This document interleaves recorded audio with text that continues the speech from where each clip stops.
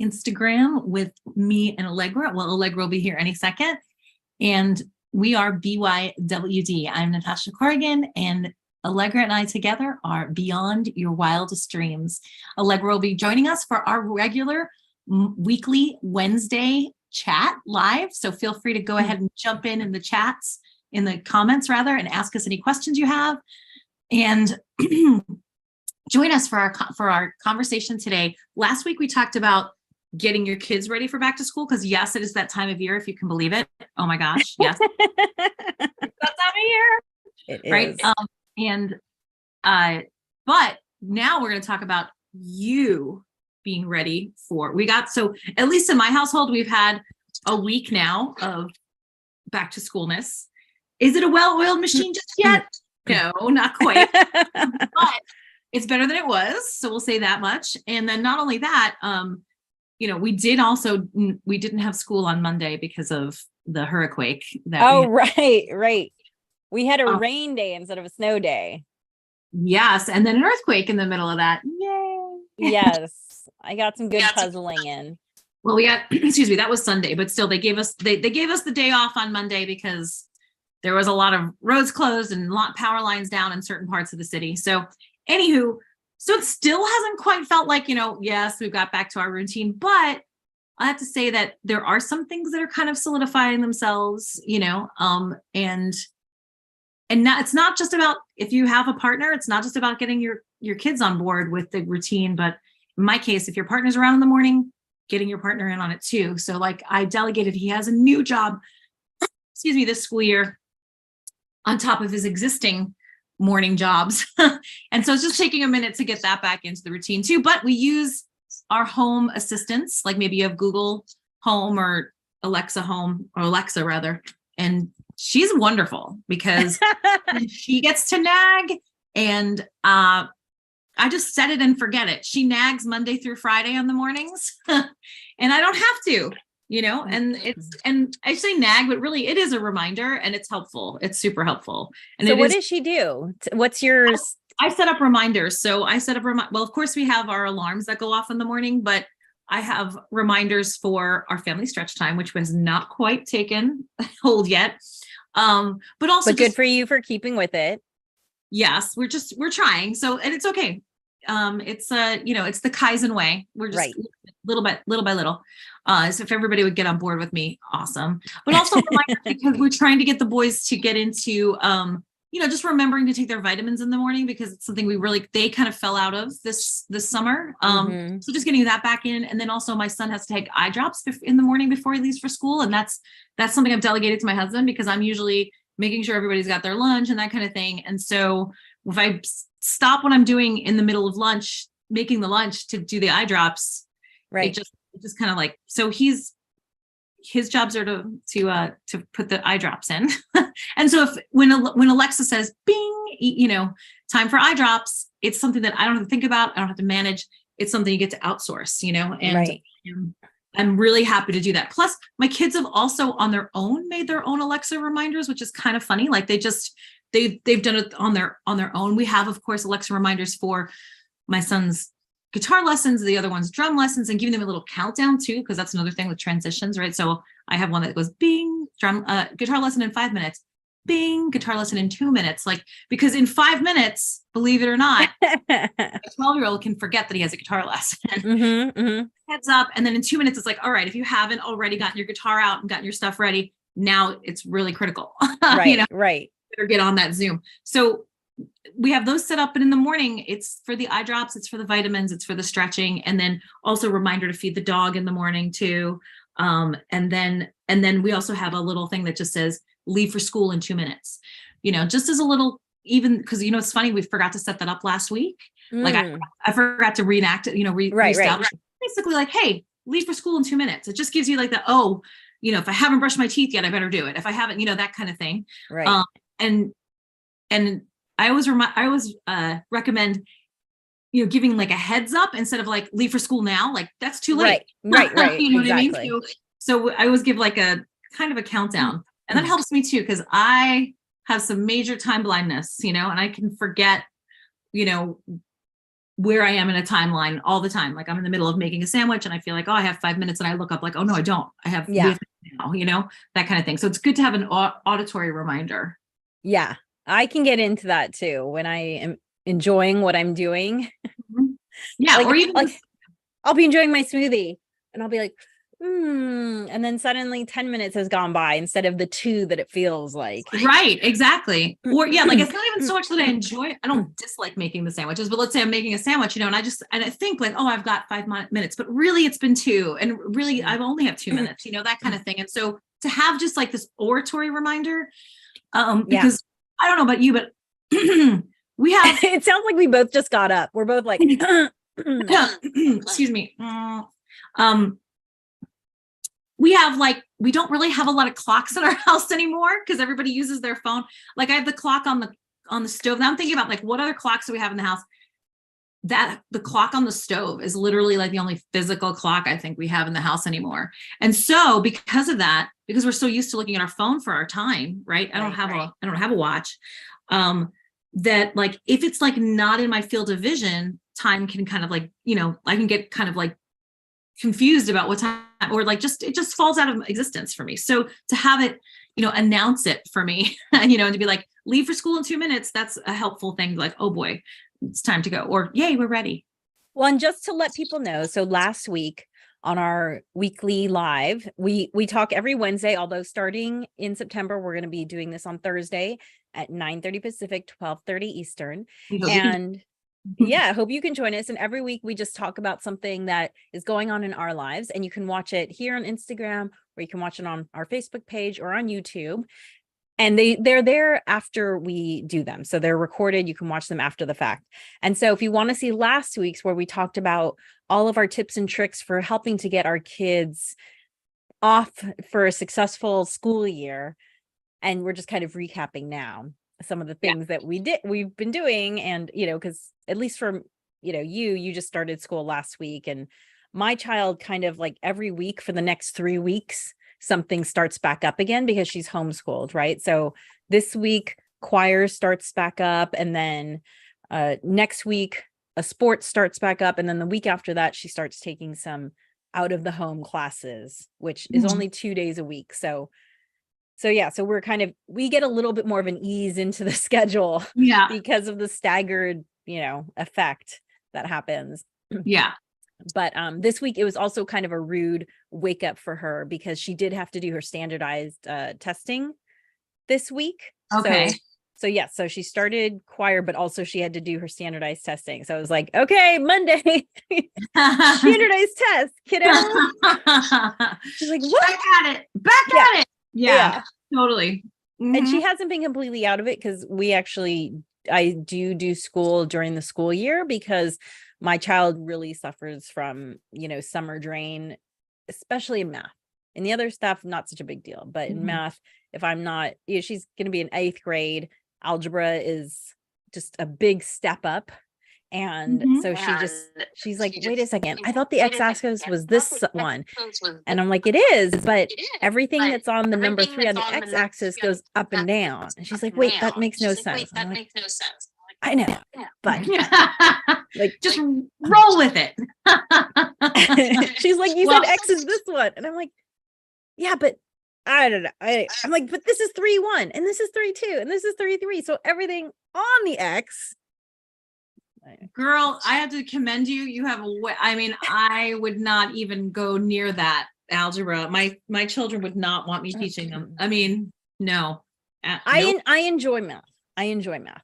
So that's fun for me personally.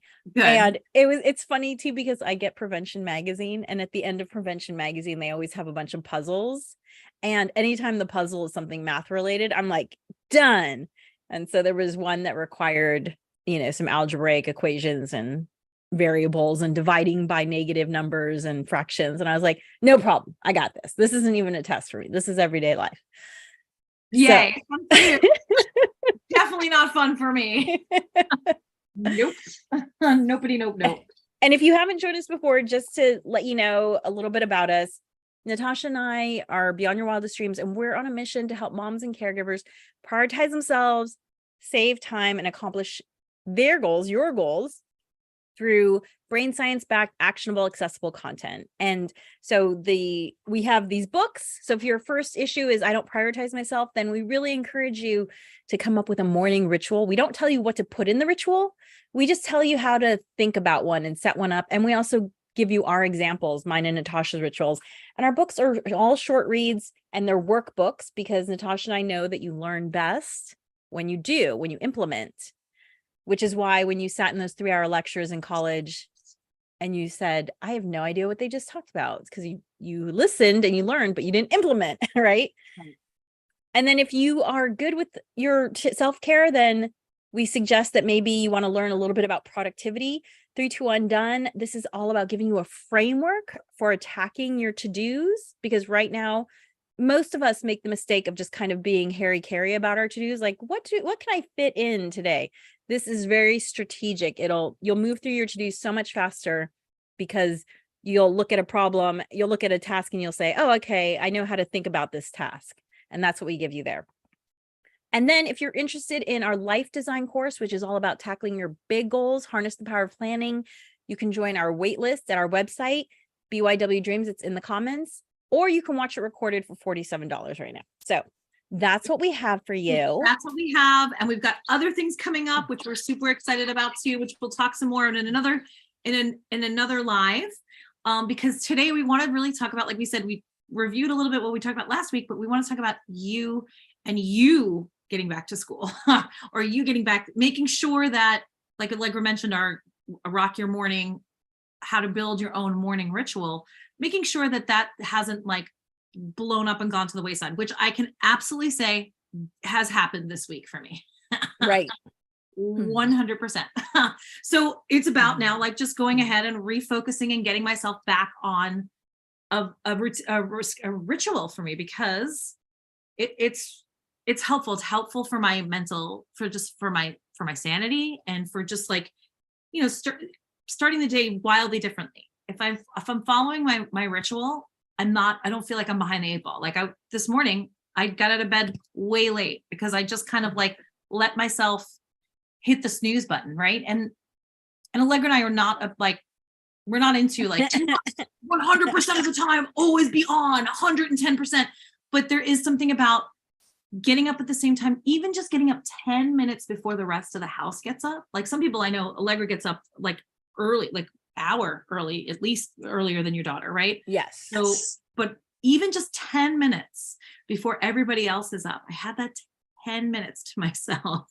And that can make the difference between having just kind of like a really smooth, like, flowing morning and being in flow, and right, feeling like I'm behind. And that is what today was that, so we're here, we're living this, not because we're doing it perfectly, but because we're here with you on this journey, right?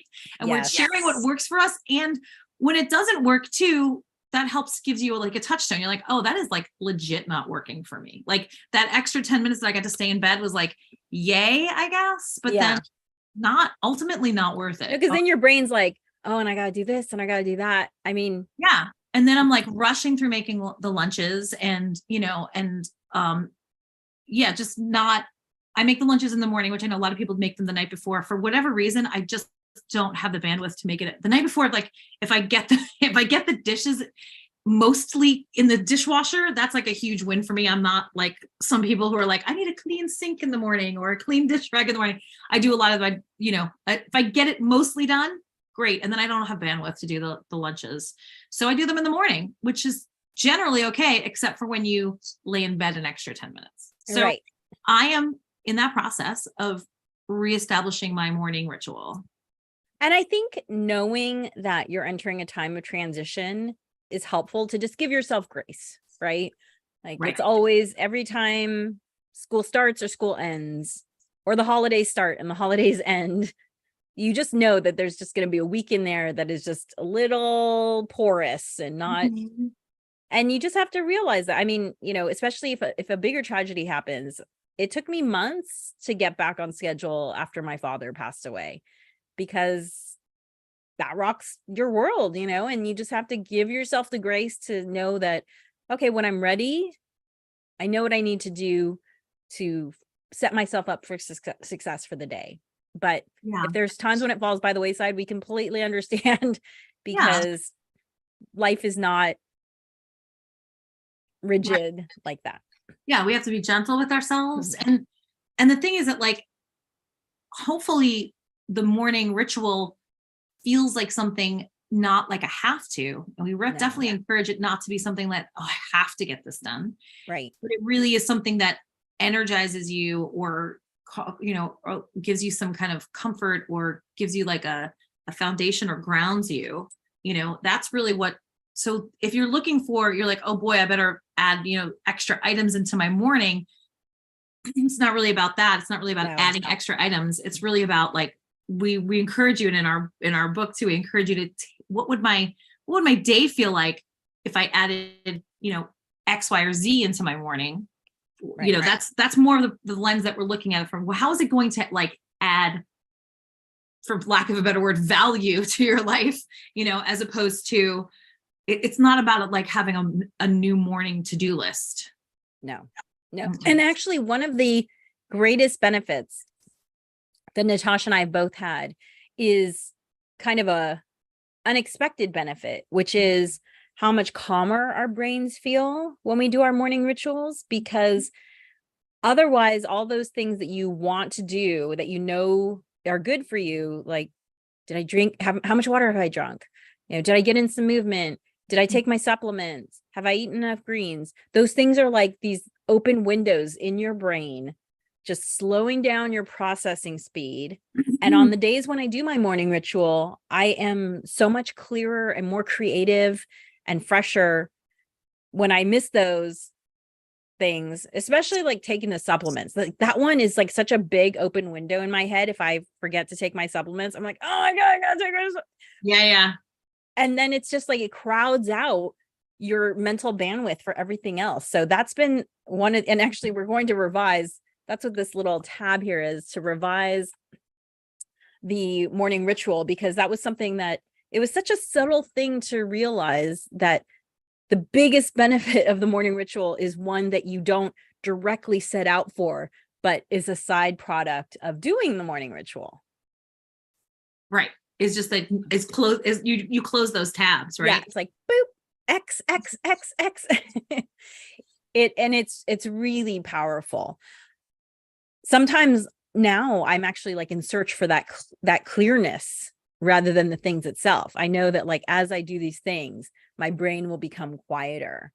And so that's been really helpful. So if you feel like your brain is spinning in the morning, then a morning ritual might really help close those tabs. Sure. And I have to say, like, and there are parts of my ritual that are automatic, habitual, right? And there are parts that I still have to keep on top of. I have to track whether or not I'm doing them, so I do want to point out that, like, it's kind of like you're building it, or you can build into it. Allegra says that it took her decades, right, to get the ritual to where it is right now, right? Mm-hmm. So, excuse me. I really funky morning. Yeah. So, don't think that, like, okay, tomorrow I'm going to start a 10-step ritual that's all 10 new things that I have never done before. No, it's like, it's funny. You know how I know my making the bed in the morning is established? Because if you go into my bed right now, in my bedroom right now, my side of the bed is made. I made it. He got up.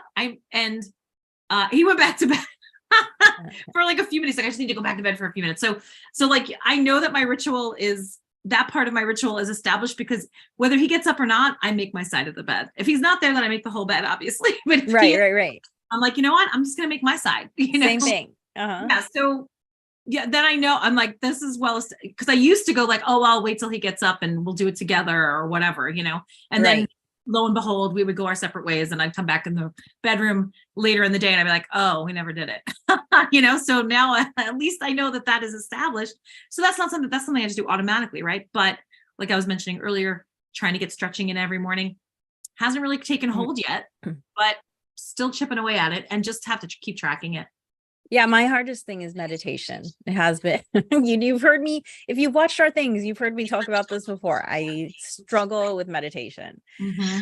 But if you think, well, morning ritual sounds nice, but I have no idea to where to start, then start with what the thing that Natasha and I are just talking about right now, because making your bed is what is known as a keystone habit. And a keystone habit is a habit that has benefits far beyond the obvious, right? So making your bed obviously makes your room look neater, but there's all this brain science behind all the ways that making your bed is good for you specifically.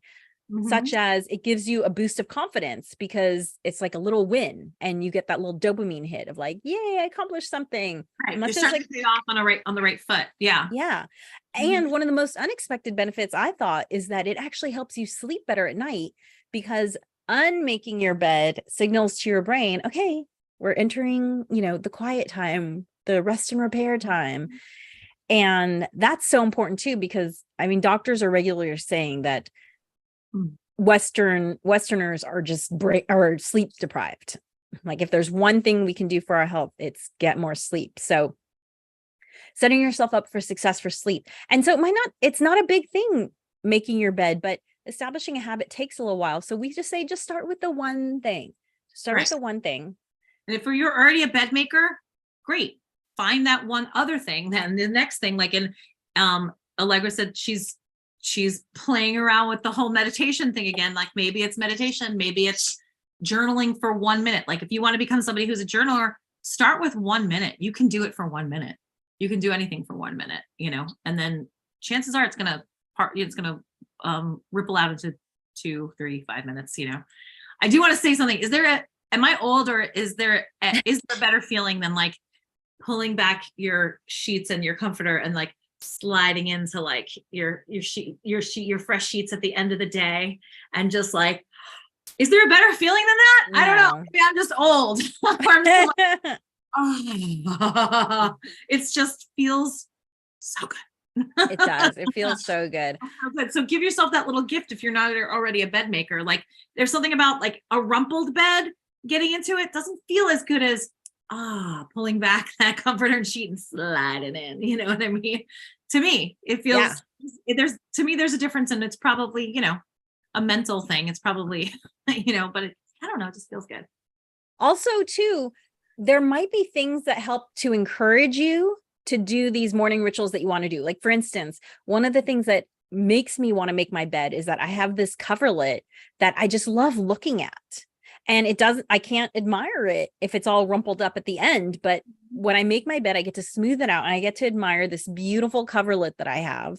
And it just makes me happy. So sometimes little tips and tricks like that, like if you have a pillow that you really like, or, something like one thing that really helps me with my doing my skincare routine is that I put all of the creams and stuff in little vintage bottles, I go on to Etsy or eBay and I find little like vintage glass Avon bottles, and I put everything.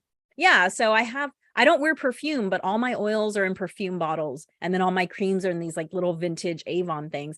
And because they're colorful and everything smells so good, it makes me want to sit down and spend time there. So right. Whatever motivates you, if it's scent, if it's visuals, if it's, the sound, like maybe you like put on a brook running on your phone while you're doing your skincare, because that makes you want to, figure out what makes you tick. And then that'll help you set up your morning ritual. Right. Yeah. Those little things that just kind of little teensy little motivators, Yeah. For sure. Like one thing I had to do when I really wanted to make supplements a habit was I had to put them on the counter, but I hated the way all the bottles look. Like I just get distracted by visuals. And so I went on eBay and I found vintage little apothecary bottles, all in green, which my kitchen is green. And so having those on the counter, I was fine with. And that established it as a habit for me. So it might not seem like a big thing, but once you figure out what your little triggers are, you can use them to your advantage. Absolutely. And listen, again, this is going to make me sound old, but my husband and I do the weekly pill bottle thing.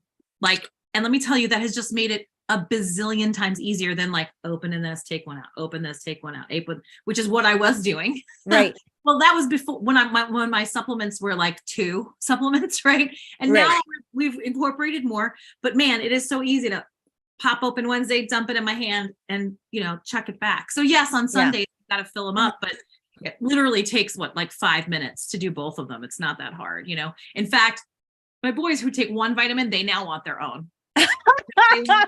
Because we found ones that are rainbow colored and like you press a button and it pops open, as opposed to like clicking it, and they're super stoked about it. They have one like one multi, actually it's 2. They have like a probiotic they take too, but it's like not a big deal. And they actually have cute little bottles that they come in, but they want the They want the fun. They want the Sunday through Saturday and stuff. So but that's what lights us up. She's got these adorable green apothecary bottles, and ours are much more utilitarian. Again, we look very geriatric over here. But for me, it's an ease. Like it reduces the friction or lowers that hurdle to getting me to take because for me, it's a one and done.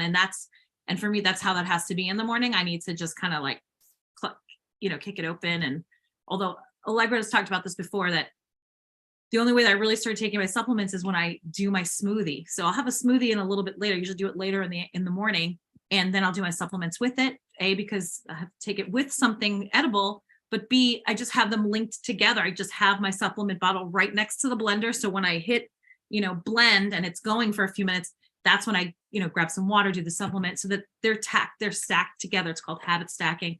And this way I remember, it's another way, because I have my smoothie, I get hungry, I have that smoothie every day.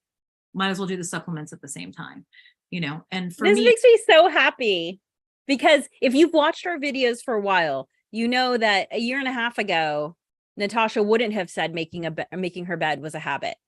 Yeah, no, it is now. It legit is, and do I do it 7 out of 7 days? Mostly, but not always. Yeah. Some days I get up and I just kind of like, I blank and I just, go about my day or whatever, mostly on the weekends, when things are a little more loosey goosey as far as like getting up and stuff, and that, I don't get up. But a year and a half ago, you were at what, like maybe 3 days a week you would. Mm-hmm. Yeah. So progress, it happens. And this is progress. Yeah, it really is. And we are creatures of habit, because our brains do want to find shortcuts. Our brains use up so much energy that they're constantly trying to find a way to use less. And forming a habit is one of those ways that makes our brain way more efficient. And so it takes longer than you think to establish it, 63 days as opposed to 21 days. But once it's established, it saves so much energy. Mental energy. And, I always tell people that I have these rituals, these habits, because I'm actually lazy and I know that it'll happen and it'll be easier for me if I just establish the habit. So I power through, and then and you get better at forming habits too. I feel like I form them faster now because I'm not fighting myself, because I know it works. I know I'll get there, and I'm not doing is this really important? I've already had that conversation with myself years ago. Yeah, seriously. And the brain science that says 63 days, of course, that's just, like an average. But if you think about this, and sometimes we've had students before who are like, 63 days, it feels like that's so long, because the conventional wisdom out there is that it's 21 days, number one. Number two, people think, wow, that feels like that's so long. But if you think about it, it's just a little over 2 months. And if you could establish 6 new habits a year that really stick, because you've worked on one habit for 63 days and then that's been established, and then you work on another, because we don't recommend that you start trying to do like 5 new habits, you know what I mean? Right. Like, it's probably going to not really take, right? But if you can think about a year from now, having 6 new habits that really support your health, your mental state, your, whatever it is that you're trying to work on, whether work habits or, if you could have 6 new ones of those a year from now, what kind of difference might that make for you? Huge. So like, yeah, so 63 days sounds like a lot, but when you think about it, if it really takes and really becomes a habit, and then you don't have to like spend a lot of mental energy maintaining that, oh my goodness. I mean, honestly, that's good news in my opinion. Yeah. And you can't understate the value of having that mental calmness. Like, what's that mental calmness worth to you? It's worth the effort. So we're going to sign off. We'll see you here. I think next Wednesday is our last Wednesday, right? Because in September, we start on Thursday.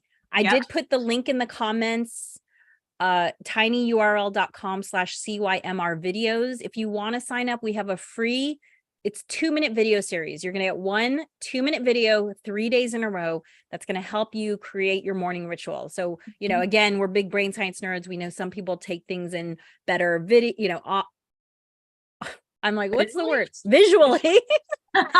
Visually versus reading versus listening, whatever.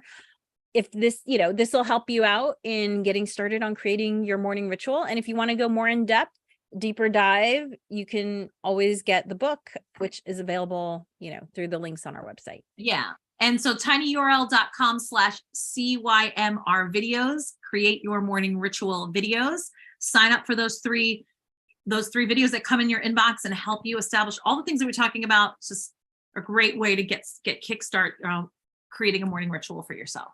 We will see you here next Wednesday, same time, 9:30 a.m. Pacific, 12:30 Eastern. And then starting September, we'll see you on Thursday. Bye. Dreamers.